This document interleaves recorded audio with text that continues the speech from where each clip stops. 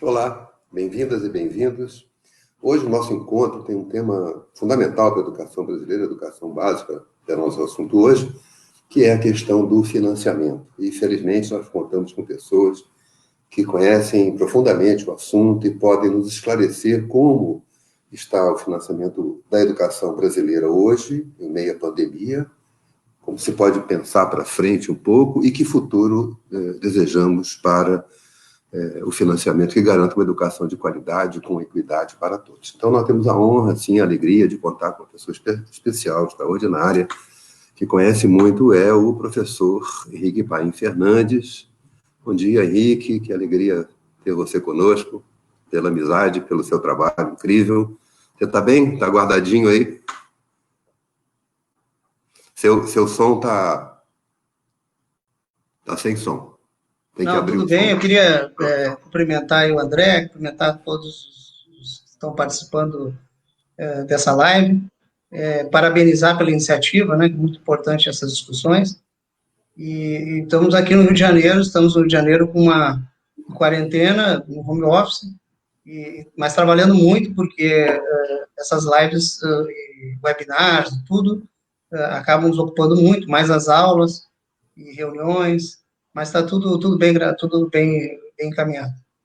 Obrigado, Henrique. Lembrar, o Henrique foi ministro da Educação, foi uma pessoa fundamental para organizar o Fundo Nacional do Desenvolvimento da Educação, o FNDE, que deu uma estrutura mais republicana para o seu funcionamento, tirando o balcão que o havia caracterizado por um período. Então, o FNDE acho que ganhou muita governabilidade a partir da sua gestão, e o Henrique hoje é professor da Fundação Getúlio Vargas aqui no Rio de Janeiro.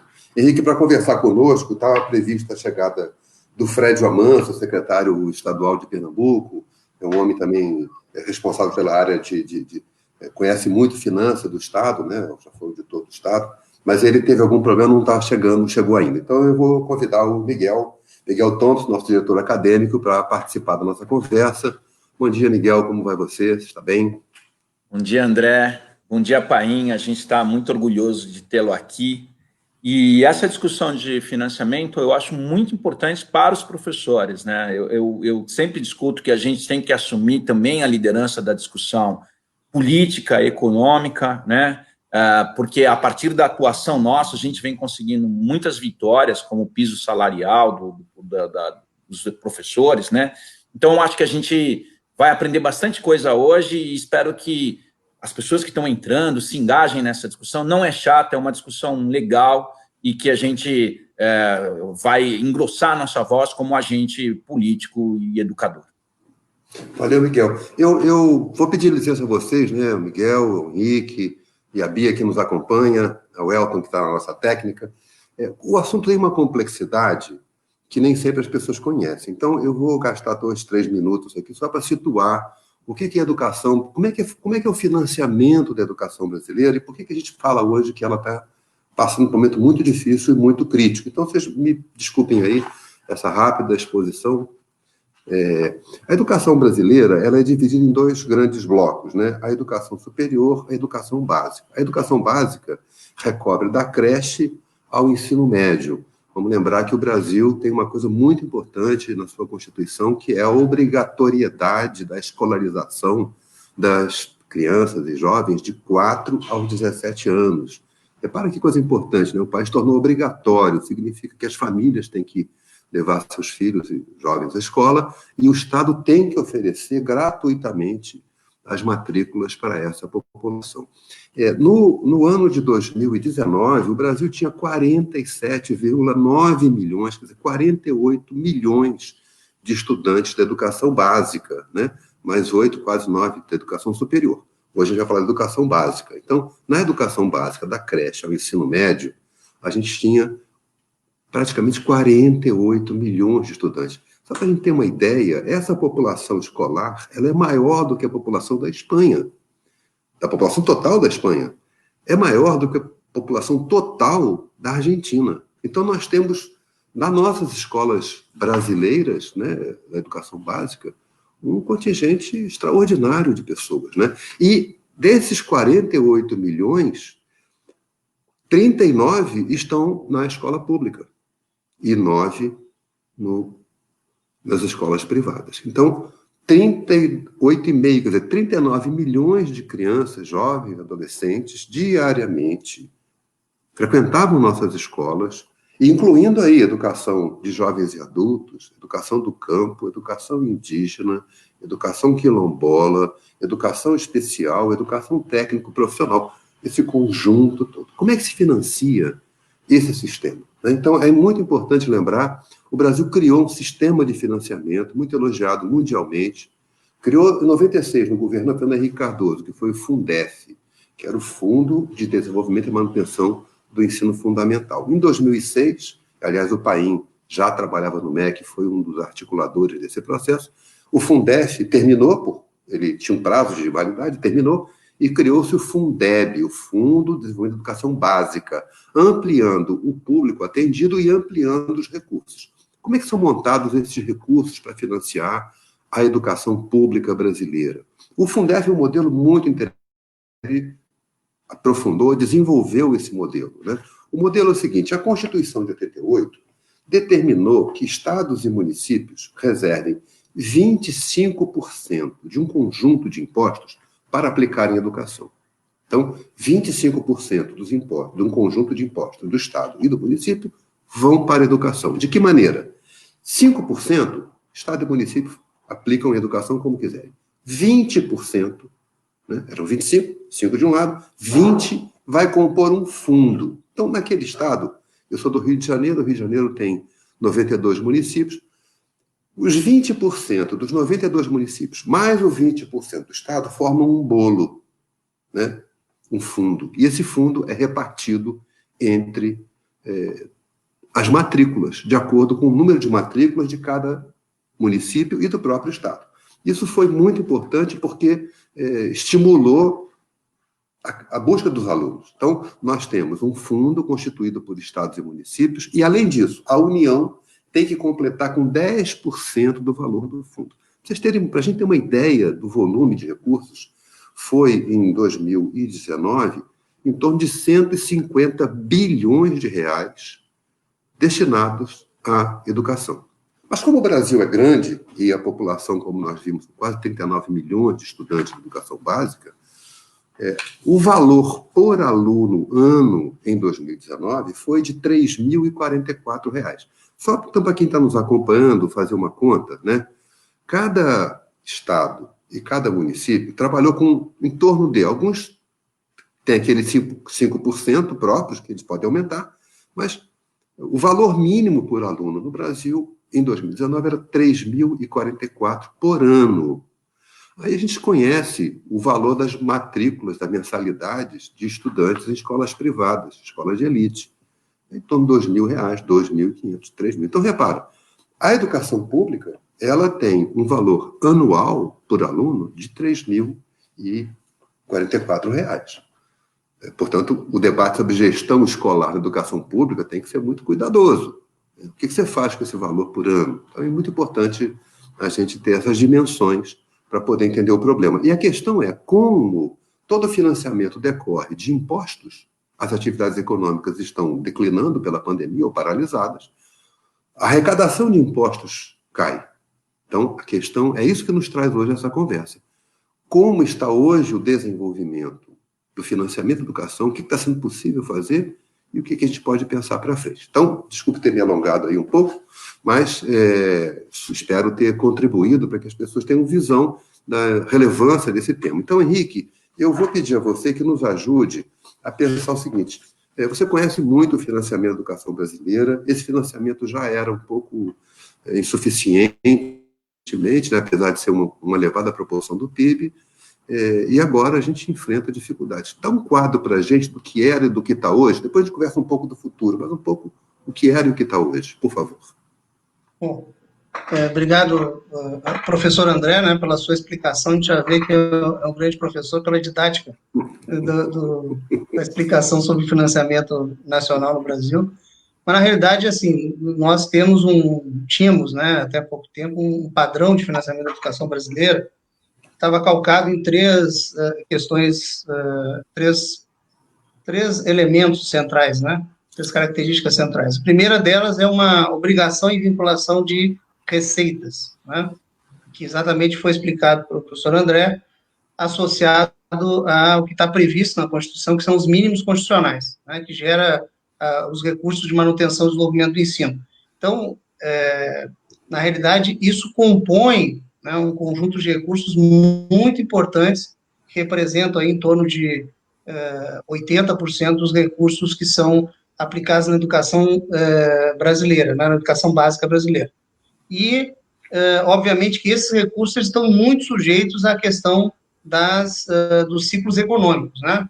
Então, nós temos, obviamente, o impacto dos ciclos econômicos sobre esses recursos.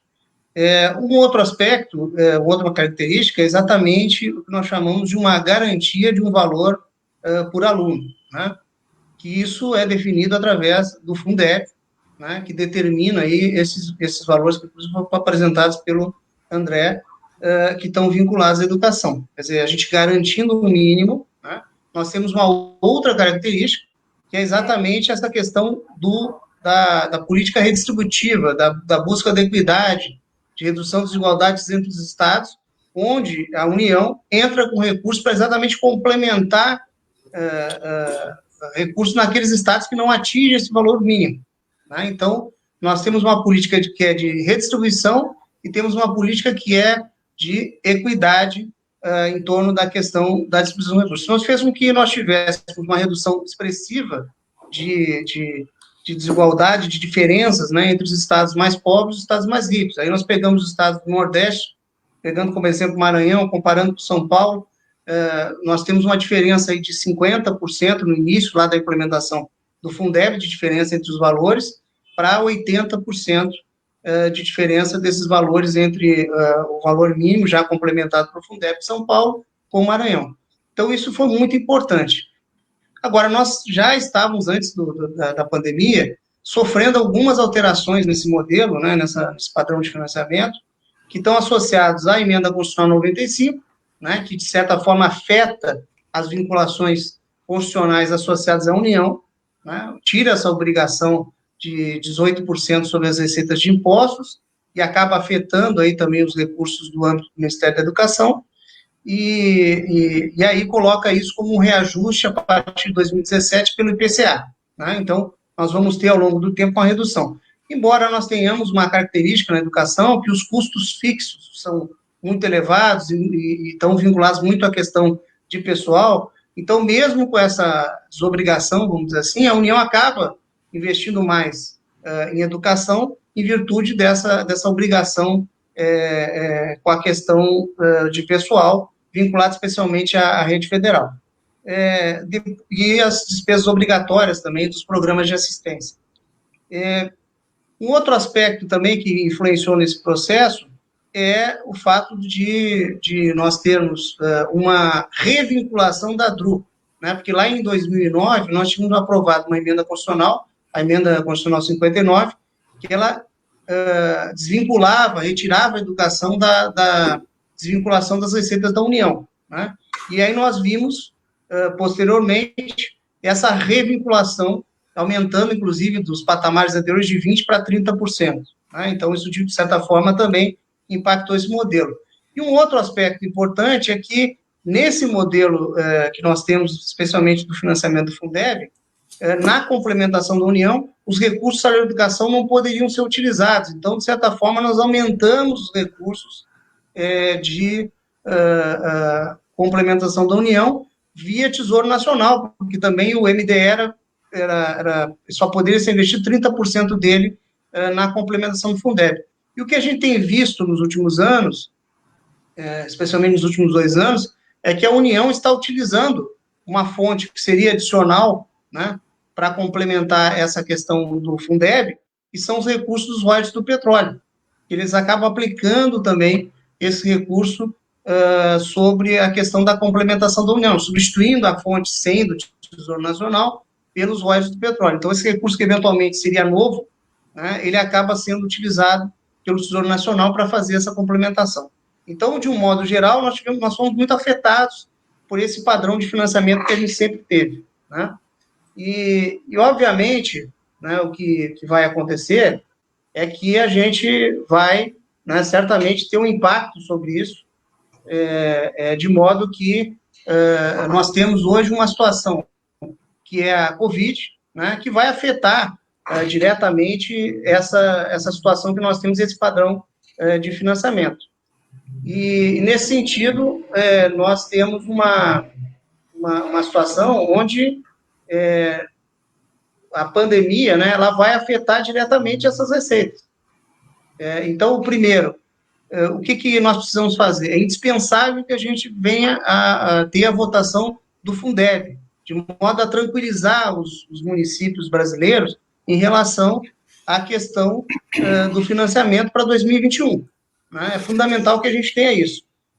Outro aspecto é os efeitos, né, da pandemia sobre a questão econômica, que afeta diretamente os recursos do Fundeb atual, porque, na verdade, 55% dessa composição do Fundeb vem do CMS, que é afetado diretamente por essa questão econômica, então nós temos um efeito direto sobre isso.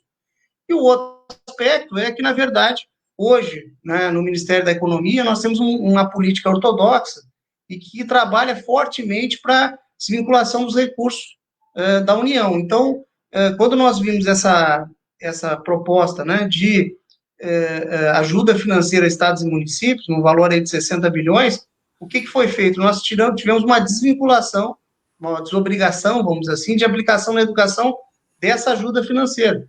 Ela tem lá uma vinculação com saúde e com assistência social, mas não tem com a educação. Então, certamente essa recuperação financeira, né, que está sendo financiada pela União, não vai chegar em relação aos estados e municípios no que se refere à educação.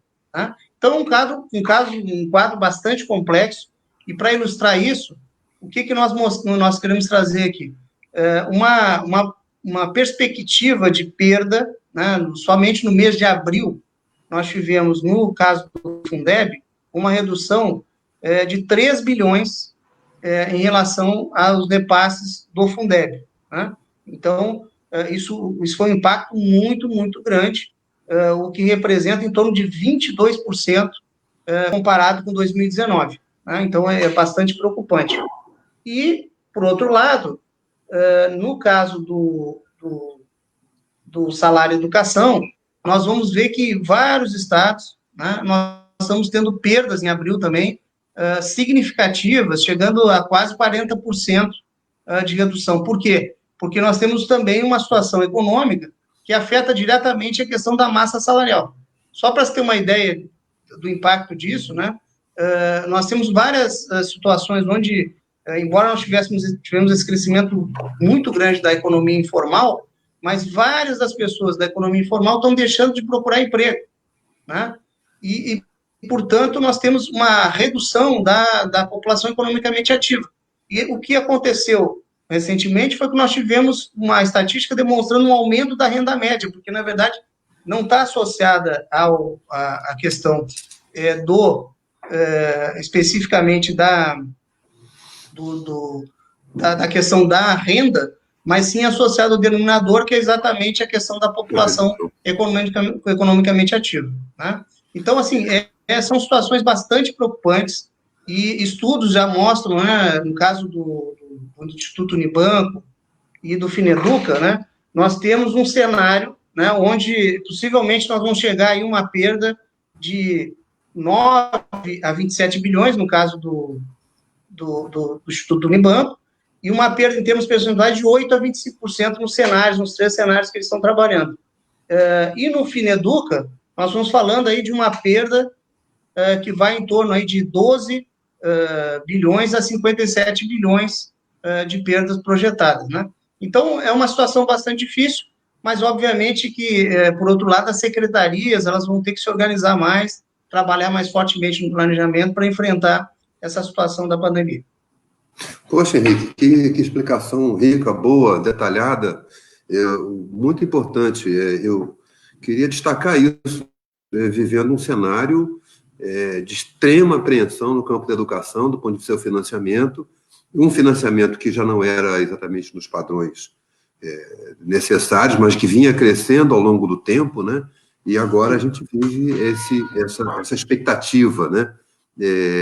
Eu queria pedir ao Miguel, Miguel, a gente conversava há pouco, você destacava uma coisa muito importante, né? Que houve o financiamento da educação no Brasil, ele não é estático, né? Ele é um processo político bastante complexo, e você comentava uma coisa que eu vou pedir a você que você retome isso, né? A importância da gente, como professor, como educador, de acompanhar os temas políticos da educação como seu financiamento, né? O nosso querido Henrique citou 2 estudos, daqui a pouco eu peço a Bia para colocar aqui o link, é um estudo do Fineduca, que é uma associação que estuda financiamento da educação há muitos anos, e um outro estudo muito bom também, que ontem foi publicado pelo Todos pela Educação, em parceria com o Unibanco e o Concede, com esse diagnóstico detalhado das perdas, né? Então, Miguel, como é que você vê essa participação nossa como professor no debate político do financiamento? Bom, eu vejo assim como uma atuação fundamental, né? A gente, por exemplo, tem o PDDE, né, que é o dinheiro na escola, né, que a gente, pelos conselhos escolares do cotidiano, pode ajudar a contribuir. Muita gente não lembra que tem esse dinheiro, é muito comum encontrar gestores que são educadores que acabam não conhecendo esses meandros, né? Então, às vezes, até há dinheiro, mas a gente não acessa. Então, a comunidade educacional tem que estar atenta a esses processos, porque a gente precisa melhorar, inclusive, a escola. A gente estava falando outro dia que só de cada 10 escolas, 4 tem um laboratório de ciências. Então, é evidente que o laboratório de ciências não é o principal para se formar uma mentalidade científica, mas é muitíssimo importante para uma sociedade que não quer tomar vacina, que é terraplanista, né? Essa questão desse financiamento chega no cotidiano, né? Então, a gente, entendendo esses processos, a gente pode contribuir muito para o cotidiano. O Paim citou o Fundef, você citou o Fundef e o Fundeb. Eu queria recomendar um livro que a gente publica, que é muito lindo, que está online, que chama 4 décadas de gestão educacional no Brasil, né, que o Antônio Góes organizou. E a passagem do Fundef é maravilhosa, porque o Fundef foi uma discussão tributária onde muita gente no Congresso participou, muitos agentes políticos. Quando você olha essa discussão política bonita, onde as pessoas, inclusive estados, abriram mão de parte do orçamento para jogar nesse cesto, você fala, que bacana, a gente tem um Brasil que vai avançar e que vai dar certo. Esse niilismo em relação à política, em relação aos orçamentos, aos investimentos, não ajuda ninguém. Então, eu sugiro sempre que o professor esteja engajado, participe da discussão do PPP, dos conselhos escolares e veja que há possibilidades que podem ser criadas no âmbito do território a partir do orçamento federal, estadual e municipal. Legal, Miguel. É só para lembrar, né, as pessoas às vezes leem no jornal ou ouvem comentários nas redes sociais, né, de que o Brasil gasta uma proporção muito elevada do PIB em educação, nós já chegamos em torno dos 6% do PIB. E a meta do Plano Nacional de Educação era chegar a 7% em 2019 e 10% do PIB em 2024. Né? As pessoas dizem, mas é muito dinheiro. Olha, se você colocar o valor por aluno que nós gastamos, ele é muito baixo. Ele é muito baixo com relação a qualquer comparação internacional. Então, como o Brasil é muito populoso, mas tem um PIB fraco, claro, a proporção pode ficar elevada, mas o gasto por aluno é pequeno. E para nos ajudar a pensar esses detalhes, essas questões, é muito bom contar com a presença do professor Fred Amâncio. Fred é secretário de Educação de Pernambuco. Obrigado, Fred. A gente soube que você teve uma urgência de sua atender. Você também está no Comitê de Saúde de Pernambuco, para pelo seu engajamento, pela sua contribuição ao debate. E você tem um papel muito importante no CONSED também, que é o Conselho de Secretário de Educação, para acompanhar o tema do financiamento. O professor Henrique, nosso querido amigo, fez uma explanação muito ampla dos desafios que estamos vivendo hoje em função da perda de arrecadação. Essa Fundeb, portanto, os estados já sofrem essa perda. Do outro lado, há um outro recurso para a educação que vem do salário educação, que é uma proporção da massa salarial do país, e à medida que essa massa diminui, o salário educação também diminui. E, no entanto, as despesas dos estados não se alterou significativamente, porque ela é basicamente pagamento pessoal, né? Então, Fred, obrigado por você ceder seu tempo tão precioso na nossa conversa. Qual a visão que você tem hoje da questão atual do financiamento? Depois a gente vai pensar um pouco sobre o débito futuro. Mas eu queria hoje, né? Houve novas despesas, houve perdas. O que é a situação dos estados hoje? Por favor. Primeiro, bom dia para todos. Queria fazer um agradecimento aí ao André, ao Paim e ao Miguel, né, por me convidar para participar com todos aí desse debate, um debate tão importante, tão estratégico. Inclusive, ontem, a gente também teve um debate muito importante com a Frente Parlamentar Mista da Educação, no âmbito do Congresso Nacional, né, também sobre essa temática do financiamento da educação, que realmente, dentro nesse contexto aí da pandemia, de várias questões, também é algo que nos preocupa bastante. Eu acho que, como o Paim destacou, e você destacou, o André e o Miguel, o atual contexto é realmente um contexto muito difícil para a educação. Além de enfrentar os desafios, né, da suspensão das aulas, né, e criar alternativas para garantir a continuidade, né, do processo de aprendizagem dos estudantes, manter os vínculos, evitar abandono escolar, enfim, todos os desafios que nós estamos enfrentando do ponto de vista pedagógico nesse momento, ainda estamos vivendo um momento muito difícil, né, com perspectivas realmente muito preocupantes com respeito ao financiamento. Como já destacaram, a gente está vivendo um momento de uma queda enorme da arrecadação. Vou falar sobre estados, né, já que também estou falando como vice-presidente do CONSED, né, do Conselho Nacional de Secretários de Educação, mas também se aplica para municípios, uma queda muito grande na arrecadação, né, do ICMS, que é o principal imposto que impacta para os estados e impacta para os municípios, que para a maior parte dos municípios a maior fonte de financiamento é o índice de participação dos municípios, que vem da arrecadação do ICMS, uma queda do fundo de participação dos estados, do fundo de participação dos municípios, pela queda da arrecadação a nível federal, que é a segunda maior fonte de arrecadação dos estados. Além disso, isso vai impactar também na redução dos valores de repasse do Fundeb, aqueles municípios e estados que recebem, por exemplo, o complemento da União do Fundeb, e você ainda complementou, André, também do salário e educação.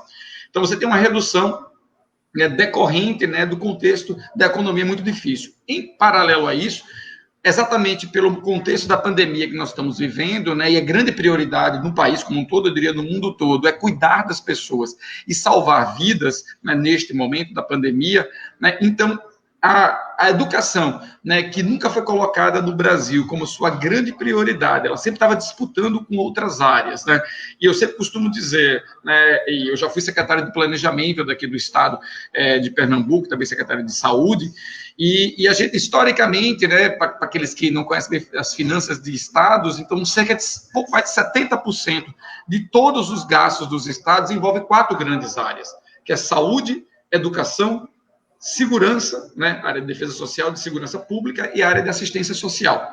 Qual é o nosso contexto?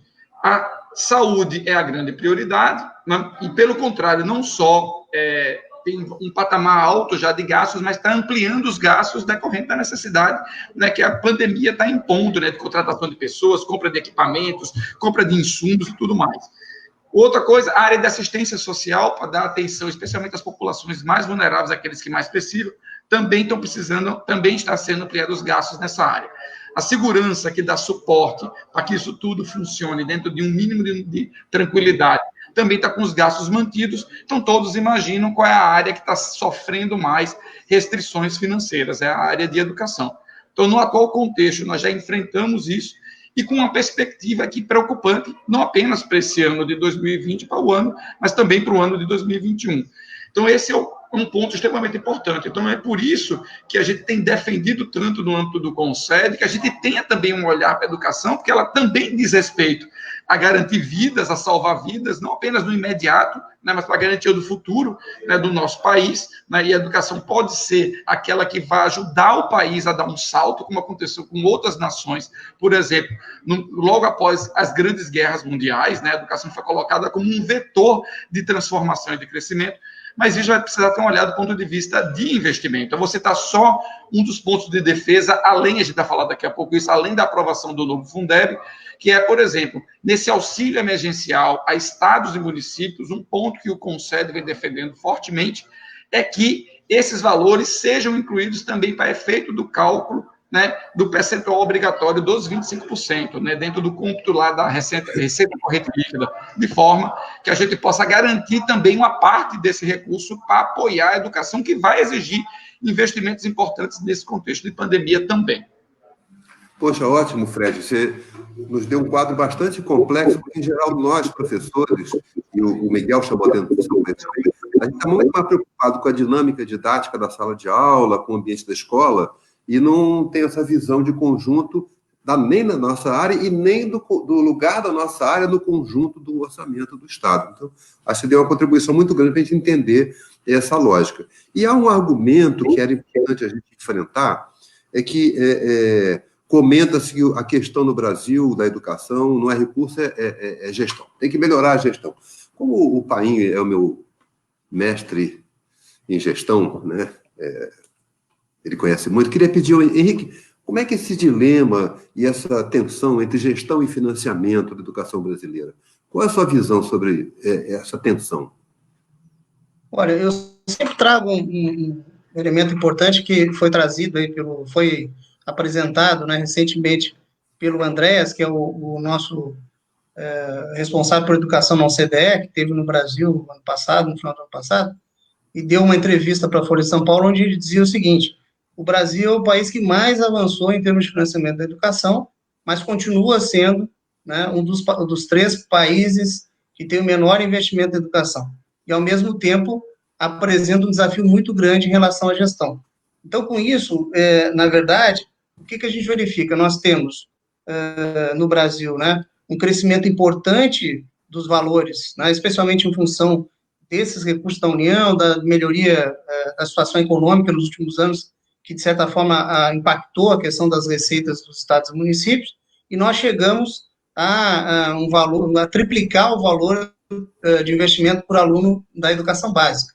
Então, isso foi muito importante. Nós chegamos a um valor médio de R$6 mil em valores atualizados, 2015, de aplicação na educação básica por aluno. Ao mesmo tempo, nós ainda somos o terceiro país com pior financiamento da educação básica.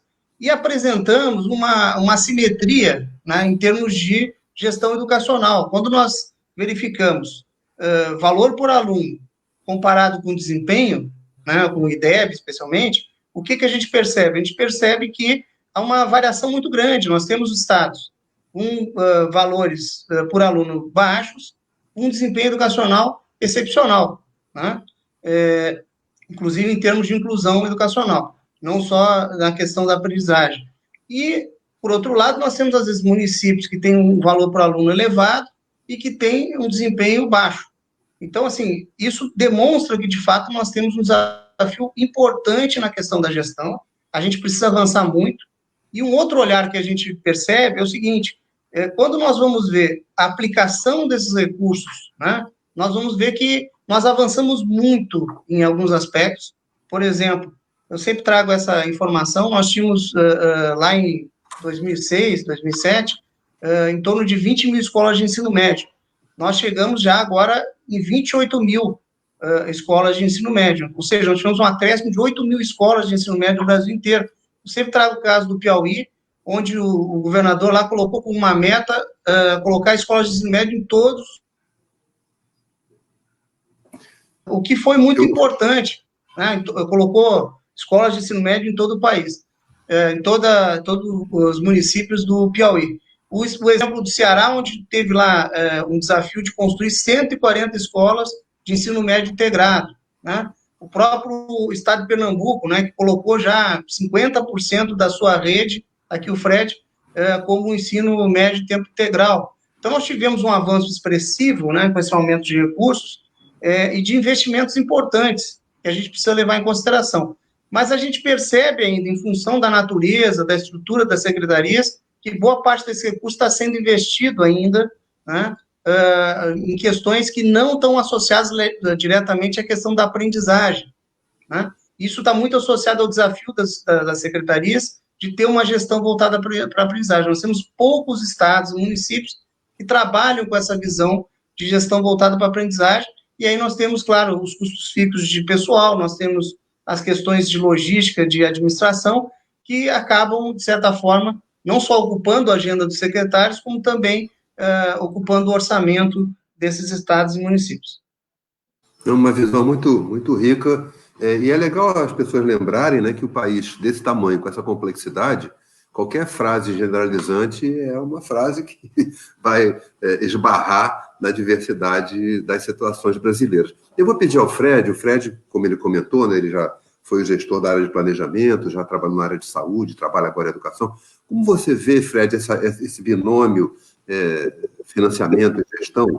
Eu não sei se com propriedade ou não, mas eu, quando conversava com professores sobre isso, eu dizia que achava que, em média, a gestão da educação brasileira é extraordinária, para conseguir resultados, inclusão, níveis de aprendizagem com os valores que temos, é um resultado de muito esforço. Eu sei que é desigual, mas é muito esforço, né? Como você vive esse lugar do gestor dos gestores, né?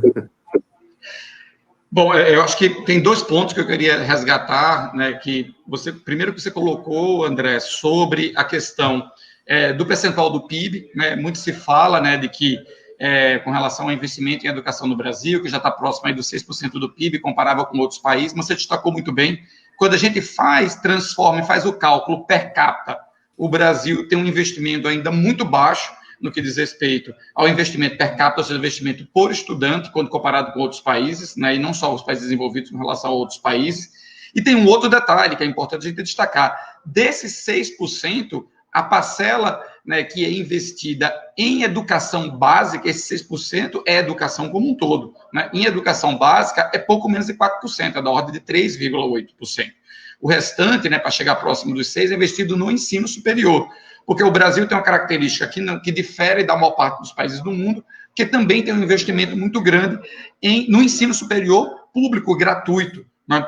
Então, na realidade, 6% não é só educação básica, e na maior parte dos países do mundo, o 6% é voltado especificamente para a educação básica. Então, quando a gente traz isso ainda para a parcela da educação básica, que não chega a 4%, aí a gente fica num patamar muito abaixo da maior parte dos países do mundo no investimento em educação básica. E quando transforma em per capita, aí que o número cai mesmo. Claro que isso, eu também concordo contigo, André, isso faz com que realmente, né, no Brasil, a gente tenha conseguido alguns avanços importantes, mesmo considerando um contexto com tantas dificuldades, e olhe que o nosso desafio, como outros países, estão investindo muito mais na manutenção do sistema de ensino. Nós estamos ainda investindo na qualificação desse sistema, né? Então, a gente tem ainda uma infraestrutura que precisa de avanços também. Agora, para a gente destacou um pouco bastante. Isso não quer dizer, e a gente tem muito, sim, o que avançar no que diz respeito à melhoria da gestão de recursos, né, vis-à-vis, inclusive, a comparação com o resultado. Não adianta só você investir e não colher investir sem um objetivo de melhoria de resultados de aprendizagem, né? E aí, aqui mesmo, né, a gente pode falar, o país destacou aqui, no nosso caso aqui em Pernambuco e alguns outros casos, e alguns dos bons resultados que nós temos de educação do Brasil, muitas vezes são de estados, né, são estados pobres, né, que têm conseguido resultados aí muito positivos, como é o caso de Pernambuco. Nós já chegamos a ter o melhor resultado do Brasil do IDEB, estamos sempre com os melhores resultados no ensino médio, do estado de Ceará e outros casos. E, realmente, a gente tem um custo, a gente tem realmente um gasto, né, per capita muito baixo, se comparado com outros estados. Então, é sim necessário também ter um olhar muito especial à melhoria, né, da gestão na educação. Mas é importante dizer que realmente a gente precisa ampliar, sim, fortemente, né, os investimentos em educação, sempre tendo um olhar que a gente tem alguns desafios enormes que diz respeito não à melhoria só da qualidade, né, da galeria de equidade maior na educação, e também os desafios que foram postos pelo Plano Nacional de Educação. A gente costuma dizer sempre, né, que o Plano Nacional da Educação é um plano, né, que foi feito não com 20 metas, ele tem 19, né, metas, né, e uma 20ª que trata sobre financiamento, que foi construída para tentar dar conta do desafio das anteriores. Mas isso não significa que nós não temos que ter também uma responsabilidade na melhoria da qualificação desse gasto. Ótimo, Fred. Quer dizer, Na verdade, colocar gestão ou financiamento é um grande engano, porque precisa das duas coisas. Melhorar o financiamento e aprimorar a gestão. Eu acho que essa visão ela não pode ignorar as condições, né? O Miguel mesmo comentava há pouco que são menos de 40% das escolas de ensino médio que têm laboratório de ciências. Agora, na pandemia, nós fomos estudar como estão as escolas do ponto de vista da cobertura de rede, de equipamentos de informática, computadores, tablets, enfim. E é bastante precário. Melhorou um pouco, mas é bastante precário.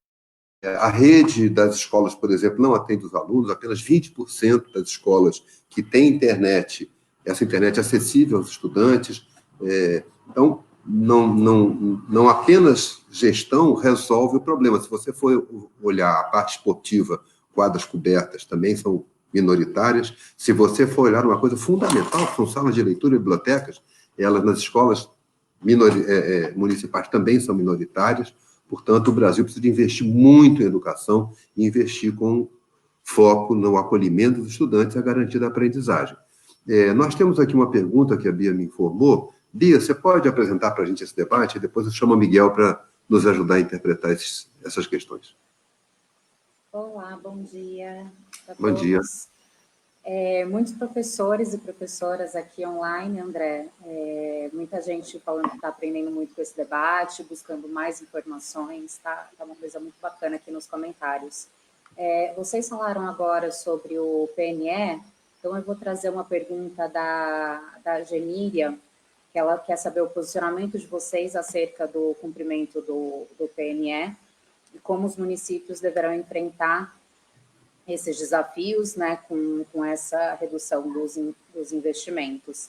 E eu vou aproveitar que eu estou aqui para trazer uma outra pergunta do Ednelson, que ele perguntou mais cedo, que ele quer saber a opinião de vocês. O que vocês acham que pode acontecer caso as secretarias não consigam se organizar? A gente, né, já vem conversando sobre isso, muitas secretarias estão fazendo muitos esforços, né, para se organizarem nesse momento, mas o Ednelson pede um pouco para vocês falarem o que pode dar de errado caso essa organização não consiga ser feita de uma boa forma, e o que elas podem começar a fazer agora em termos de estratégia. Muito, muito bom. Então, eu vou chamar o Miguel, mas antes disso, só lembrar que saíram duas publicações importantes sobre o financiamento da educação. A primeira é do Fineduca, a segunda do Todos pela Educação, junto com o Concede e com o Instituto Unibanco, e elas estão disponíveis para consulta pública na internet, e acho muito importante nós, professores, possamos conhecer. E essa do Todos pela Educação, particularmente, ela detalha o que está sendo feito pelas secretarias estaduais de educação. Depois o Fred comenta um pouco, mas, Miguel, a questão do PNE, eu sei que você é um entusiasta do PNE, pela ideia de um plano, e também pelo processo que constituiu, né, como uma referência coletiva do Brasil, né? Foi muito legal ver as disputas. Eu acho que o PNE de 2014 teve um pouco aquilo que você falou do Fundef, quer dizer, uma disputa entre correntes, mas convergindo para um senso do lugar da educação no Brasil. Como está, na sua visão, a questão do PNE nessa conjuntura? Oi, André. Eu sempre sou um entusiasta, sou meio poliana da política, né? Então, o 2014 foi também lindo, a negociação de diferentes correntes, e é o que eu tenho defendido hoje, as diferentes correntes têm que se juntar, né, para tentar uma nação mais bacana. Mas o PNE, ele está com muito atraso, né? Por exemplo, o ensino médio, se a gente seguir, que avançou bastante, de quase 50% para 68% de meninos com 19 anos que terminam o ensino médio, de 2012 para 2018, quer dizer, avançamos muito, mas nesse nível, a meta que teria que ser atingida aqui agora, esse ano que vem, ou esse ano, vai ser atingida em 2030. Então, a gente avança, mas muito lentamente no Brasil. E o que preocupa um pouco, André, a gente até já comentou isso, um certo desaparecimento do discurso do PNE, né? Há uma preocupação, porque a Base Nacional Comum, por exemplo, ela vem no esteio do PNE, né? Vem no esteio da LDB, mas o PNE traz essa necessidade da gente construir uma orientação nacional na educação. Então, há uma preocupação enorme com a base nesse momento, com o atual governo, e é uma preocupação gigantesca com todos, porque, de alguma forma, está desaparecendo o discurso do PNE e nós é que temos que mantê-los vivos. Quando a sociedade participa, a gente consegue fazer as coisas. Eu estou aqui ainda impactado com o Globo News de ontem, não sei se vocês conseguiram ver, onde toda uma força negra aparece como intelectual se posicionando, né? E depois de uma ação pública das pessoas discutindo, não é só branco, não dá para só branco discutir a questão racial. Então, quando a gente se movimenta, como no caso aqui prosaico do Globo News de ontem, ou no PNE, e quando a gente não deixa essa memória desaparecer, o processo continua. Então, acho importante que todos nós, professores, educadores, gestores, retomemos o discurso do PNE e pressionemos os nossos gestores, os nossos agentes políticos para que isso permaneça vivo. Ótimo. Você tocou 2 pontos fundamentais que eu quero recuperar aqui, né?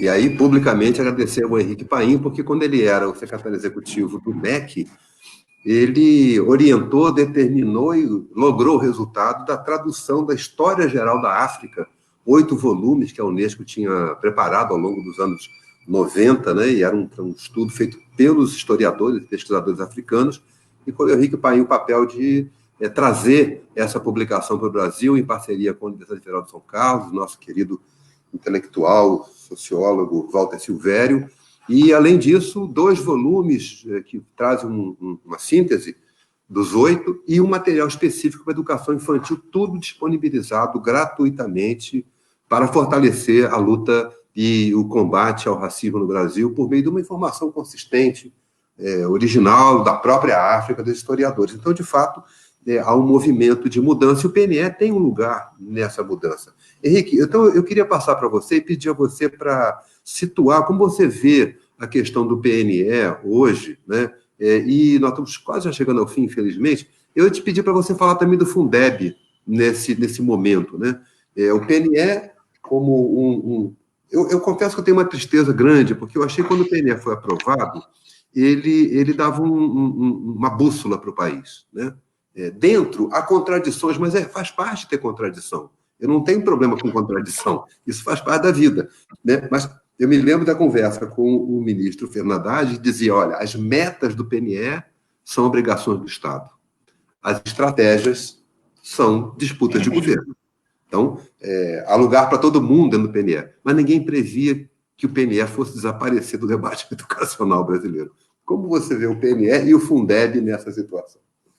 Eu acho que o Fred colocou de forma muito adequada, né, que nós acabamos de fazer uma discussão do PNE muito relacionada à Meta 20, né, que é a questão do financiamento. Isso, de certa forma, acaba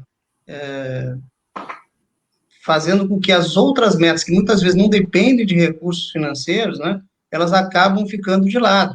Mas nós temos dentro do PNE uma série de metas, né, são 20 metas, são 19 outras metas, algumas delas não estão associadas diretamente a recurso, e outras delas que até estão logrando êxito, né, como, por exemplo, a questão da pós-graduação, que está associada a essa formação dos professores também, especialmente na pós-graduação em estrito senso, com programas importantes da CAPES.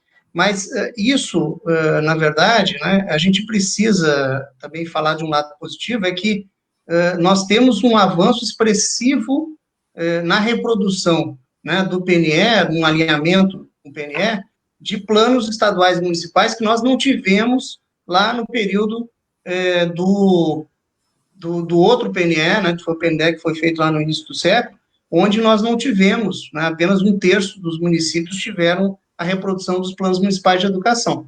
Então, nós temos hoje planos estaduais e municipais de educação que começam a ser o guia também importante para o controle externo, né? Vários tribunais de contas estaduais hoje estão usando o PNE para fazer um monitoramento das políticas, na efetividade das políticas estaduais e municipais de educação, né? Assim como também o próprio Tribunal de Contas da União também tem utilizado o próprio PNE para fazer esse acompanhamento da gestão do Ministério da Educação. Então, de algum modo, eu acredito que a gente vai fazer com que a partir do controle externo, a gente tenha também uma certa revitalização aí da questão do Plano Nacional de Educação. Por outro lado, na questão do financiamento, é importante dizer que, infelizmente, né, por esse comportamento do PIB, é possível que a gente venha atingir metas, inclusive essa meta intermediária, né, que não foi alcançada agora, em 2019, mas chegar a um percentual de 7% do PIB, porque o PIB está caindo, não porque a receita, né, e o investimento em educação está aumentando, mas porque o PIB está caindo. Né? Nós vamos ter uma queda brutal agora do PIB no ano de 2020, então isso possivelmente vai acabar afetando essa proporção. Né? Mas isso não quer dizer que a gente está atingindo os objetivos em relação à questão do financiamento. Mas eu diria para vocês que é recuperável ainda essa questão, porque, veja, nós conseguimos, em 4 anos de discussão no Congresso, né, preservar essa estrutura do PNE de 20 metas somente, o que permite também o monitoramento da sociedade, o acompanhamento disso tudo. Então, assim, eu ainda tenho um certo otimismo de que a gente vai resgatar essa questão do PNE e dos planos estaduais e municipais a partir dessa questão do acompanhamento. Por outro lado, a questão do Fundeb, eu acredito que esse é um elemento central, né? O prejuízo da gente não ter um novo Fundeb é muito grande, porque nós temos uma dependência muito importante dos municípios em torno do Fundeb. Nós estamos falando de um valor de 46 bilhões que são repassados para os municípios em termos líquidos, né? O que representa muito para esses municípios. Então, se a gente não tiver pelo menos uma prorrogação do Fundeb, como prevê a emenda constitucional número 15, né? No primeiro ano, nos primeiros 2 anos, nós vamos enfrentar uma crise muito grande, né? E, além disso, eu vejo, assim, com preocupação, porque, na verdade, o que acontece? Nós temos uma gestão compartilhada da educação no nosso Sistema Nacional de Educação, mas a União, ela tem um papel muito importante. E, para a regulamentação do Fundeb, é muito importante que o MEC esteja conectado a essa emenda constitucional que está sendo discutida no Congresso. E a gente percebe que, além de ter sido uma iniciativa do próprio Congresso, a emenda constitucional, né, diferente do Fundeb Partido do Executivo, a gente não verifica uma sintonia muito grande do MEC com a proposta que está sendo discutida lá, o que pode refletir diretamente nessa questão da regulamentação. E nós temos uma série de comandos que têm que ser dados ao Tesouro, ao FNDE, ao Banco do Brasil, em termos operacionais, que o MEC precisa comandar, o próprio INEP, né, o FNDE, tem um papel muito importante. Então, essa MP me preocupa muito, a MP de regulamentação, que precisa ser elaborada, e nós temos muito pouco tempo para isso. Então, realmente é uma situação bastante preocupante. Só para eu não informei no início, né? Desculpem por isso. O Fundeb é uma emenda constitucional aprovada em 2006 com vigência até 2020, assim como o Fundef foi aprovado em 96 com vigência até 2006. Né? Então, essa vigência limitada é para o país ter oportunidade de rever os processos, avaliar o que foi bem sucedido, o que não foi e como alterar. Então, é muito prudente, do ponto de vista do legislativo, estabelecer limites para a vigência dessas formas de funcionamento. Agora se propõe um Fundeb permanente, mas com revisão dos cálculos ao longo do tempo, que é uma medida correta, porque o Fundeb já se mostrou elemento fundamental da garantia do direito à educação. Então, nós aqui da Fundação Santillana estamos torcendo e colaboraremos no que possível para que o Fundeb possa ser aprovado ainda esse ano, antes de setembro, e garanta para frente o direito à educação. Mas eu queria convidar o Fred, nós estamos quase chegando ao fim, Fred, mas eu vou pedir a sua opinião. Como é que você, que é vice-presidente do Conselho, dos secretários estaduais, como é que você avalia o andamento do Fundeb? E você acha que o desenho que está sendo proposto hoje garante o futuro que a educação precisa ter no país? Bom, com relação ao Fundeb, na realidade é um debate que vem sendo travado aí ao longo dos últimos anos, né? Você destacou bem, André, e o Pai também destacou bem. Na realidade, ele, na nossa visão de estados, eu diria até dos municípios, nós tínhamos 2 grandes prioridades com relação ao Fundeb, né? Tem uma série de outros aspectos de melhoria do sistema de cálculo, de repartição de recursos, que também são importantes, mas ele tem dois pontos extremamente importantes. O primeiro deles diz respeito a que ele se torne permanente na Constituição, já que hoje ele é um fundo temporário, né? Tanto que ele está no seu último ano, nesse ano de 2020. Então, ele precisa efetivamente ser prorrogado, e a discussão e toda a luta ao longo dos últimos anos é que se torne permanente na Constituição. E o segundo ponto é a ampliação, né, da participação da União no Fundeb. Eu vou fazer uma explicação novamente, trazer alguns números, né, para todos poderem refletir, para todos entenderem. Cerca de 60% de tudo que se arrecada de impostos, de tributos no Brasil, vai para a União, vai para o governo federal. Né? E, na prática, né, quem cuida da educação básica no Brasil são estados e municípios. Né? Então, ou seja, a maior parte da arrecadação dos impostos vai para a União, só que quem cuida das escolas, né, na educação básica são estados e municípios. E o Fundeb representa pouco mais de 60% de todo o financiamento da educação no Brasil, quando junta estados e municípios. Então, todos conseguem perceber o quanto o Fundeb é estratégico para a educação no Brasil. Ou seja, sem Fundeb não tem educação pública no Brasil. Então, só para dizer uma coisa, especialmente quando estamos falando de redes municipais, que são ainda mais dependentes, que dependem completamente da complementação, tanto que vem da União, mas especialmente da complementação dos estados. Só para vocês terem uma ideia do total do fundo do Fundeb aqui no meu estado, no estado de Pernambuco, 50% fica com o estado, 50% nós repassamos para os municípios. Sem o Fundeb, deixaria de ocorrer esse repasse para os municípios. Mas, para além disso, se o Fundeb é tão estratégico, e se a União fica com 60% de tudo que é arrecadado em tributos no Brasil, nós não conseguimos compreender como a União só participa com pouco menos de 10% do total do Fundeb.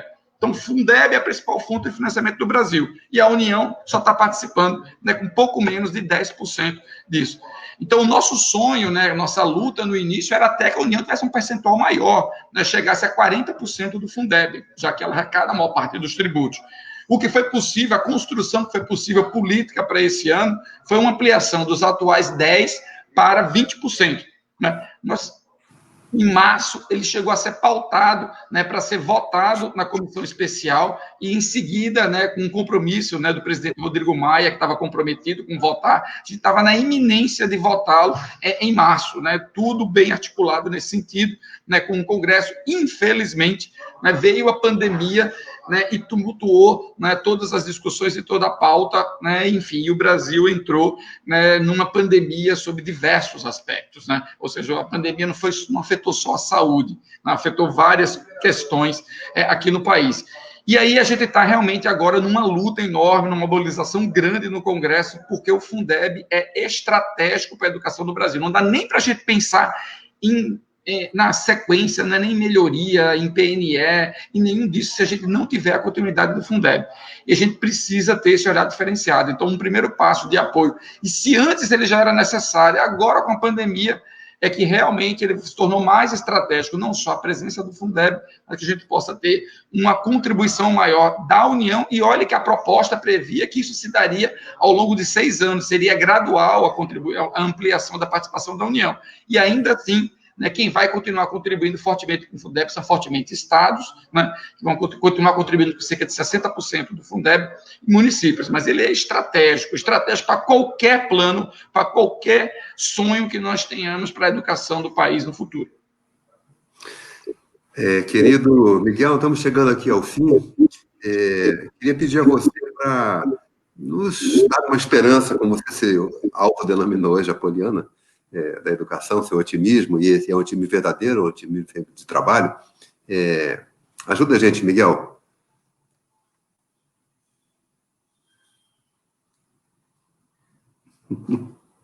Você está sem o som? Liga o som, liga o som, liga o som. Ligue, Miguel. Eu estou sempre acompanhado aqui do Paulo Freire, então eu me sinto abençoado, né, de alguma forma. Mas eu sinto que a gente avançou. Quando a gente olha como foto, a gente fica triste pelo Brasil. Mas quando a gente olha como filme, eu lembro quando eu era criança, lá nos anos 70, começo dos anos 70, nós tínhamos 500 mil universitários, né? E hoje a gente tem 9 milhões de universitários, né? Então, tinha que fazer exame de admissão. Eu fiz exame de admissão para o quinta série, né? E depois para o ensino médio. Então, a gente teve um processo de universalização que ainda falta muito, principalmente na educação infantil, reter os meninos no ensino médio, mas a gente precisa acreditar nisso, porque senão a gente nem levanta da cama, né, André e Fred? Então, e é isso que a gente está fazendo. Mas para isso a gente precisa se engajar politicamente, e politicamente não precisa ser partidário. Política é diálogo, é arte dialética, né? Eu trago uma ideia, você traz a sua, e a gente em conjunto propõe um caminho. Para terminar, eu sugiro esse livro que a gente tem aqui eu sou o cara do jabá, né? Eu estou sempre falando, né?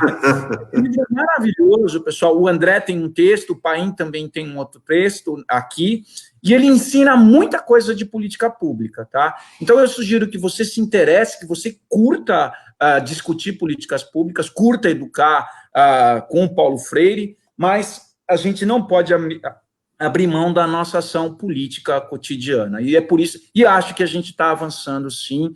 Nesse momento, a gente está com um problema de nação, mas a gente vai superar isso tudo, sim.